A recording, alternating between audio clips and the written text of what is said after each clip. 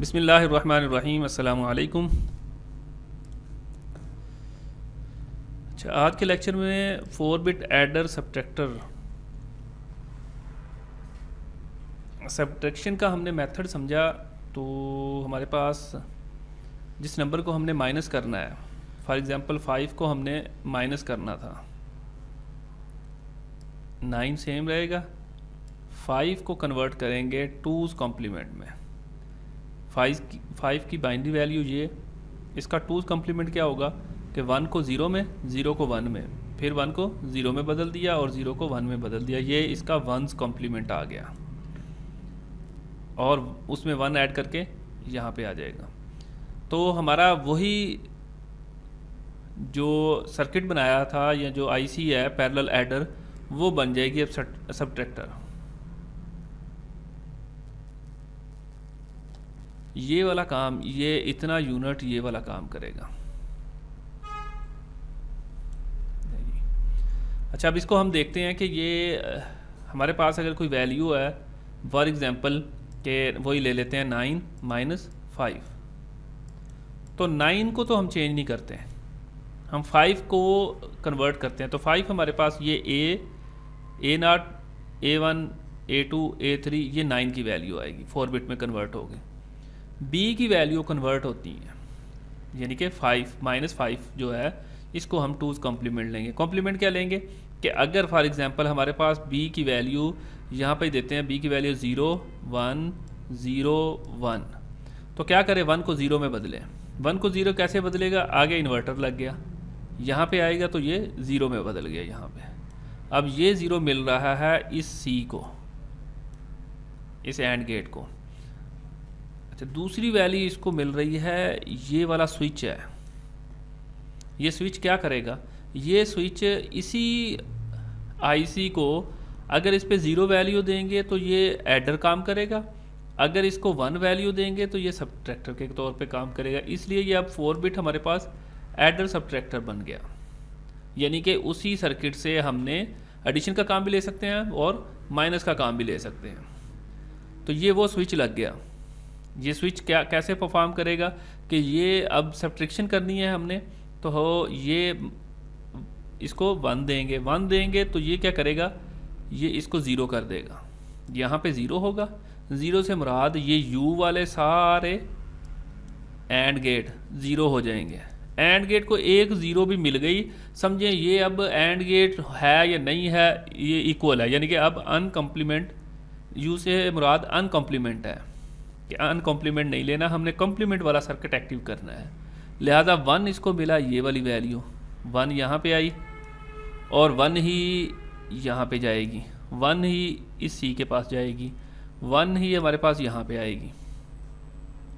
अब 1 जिसके साथ भी एंड होगा वो उसको वो आंसर देगा जो ये वाला आंसर है। 1 ऐड हुआ 0 के साथ, 1.0 आंसर आएगा 0, और 1 ऐड हुआ 1 के साथ तो 1.1 आंसर आएगा 1। और हम भी यही चाहते थे कि ये जो हमने यहाँ 1 को 0 बनाया है ना, तो ये यहाँ पहुँचे। अब ये 0 जहाँ पहुँच गया, इसी तरह ये 0 था, यहाँ पे आके 1 हो जाएगा। 1 होगा तो ये कॉम्प्लीमेंट के पास आया, 1.1 1 आ गया यहाँ पे आंसर, तो ये 1 पहुँच गया। तो यहाँ पे भी ये 1 आ जाएगा, क्योंकि ये तो 0 हो रहा है। 0 कैसे हुआ, वो एडर 0, एडर वाला पॉइंटर इसको 0 कर देगा। ये इसके साथ मिला है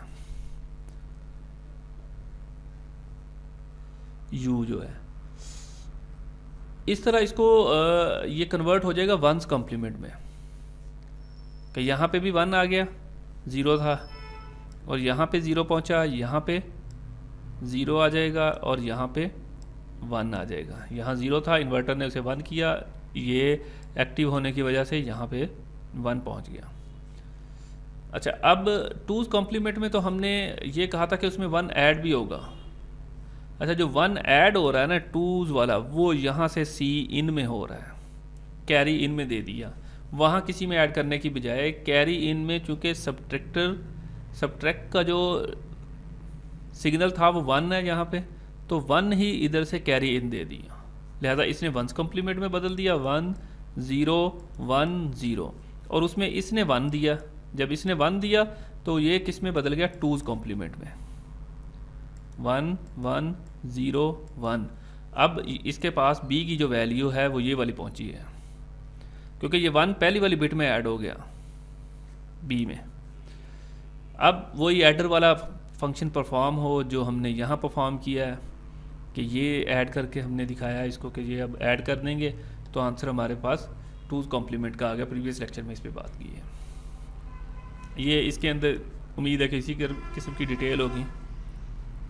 अब अगर आपको 4 बिट की समझ आ गई है तो 8 बिट वेरी सिंपल है कि 2 4 बिट मिलाए हमने, ये वही चीज़ है, 0 1 2, b की वैल्यू ही बदलनी है, उसको ही एक्सटेंड कर दिया, इसको ही बाकी वही चीज़ें हमने सर्किट बनाए इसके साथ अटैच कर दी है। तो b 0 से b7 तक और a 1 से 0 से a7 तक 2 सर्किट यानी कि मिला दिए प्रीवियस वाले। सिंपल तौर पे ये 1 इसके पास आया और इसके पास कौन सा आएगा, जो इसकी कैरी आउट है। एक 1 ही ऐड करना है उस सारी बिट के अंदर, तो वो हम स्टार्टिंग में दे देंगे यहाँ से 2's कॉम्प्लीमेंट बनाने के लिए। तो ये एडर भी काम करेगा, सब्ट्रैक्टर भी काम करेगा। अगर यहाँ पे 0 दिया तो ये एडर, ये देखें, अगर 1 दिया तो ये सर्किट सब्ट्रैक्टर बन जाएगा। ये उसी की टेबल है कि किस तरह एडिंग 103 और 67 ऐड हो रहा है।